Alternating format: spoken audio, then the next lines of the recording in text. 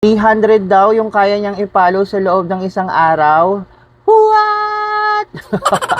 For today's video, pag-usapan natin yung kinoment ng isa kong subscriber sa aking YouTube channel, Madam Tiktik TV. So dito sa aking YouTube channel mga katiktik ay nag-post ako ng content na kung ilan nga ba ang pwede nating i-follow sa loob ng isang araw.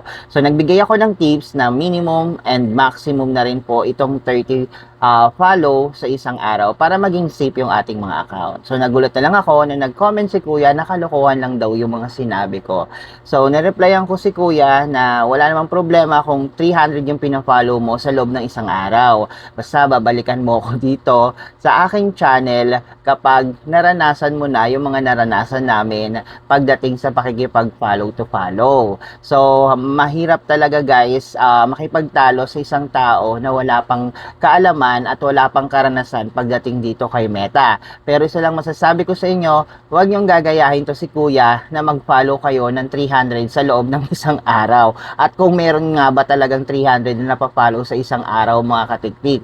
Dahil sa sobrang higpit na nga ni Meta ngayon, lahat nililimitahan niya na. Alam niyo naman yan. Kaya mahalaga, ingatan po natin ang ating mga account at walang masama kung susunod tayo sa mga payo ng kapwa natin content creator. Follow for more. Ikikikikikiki!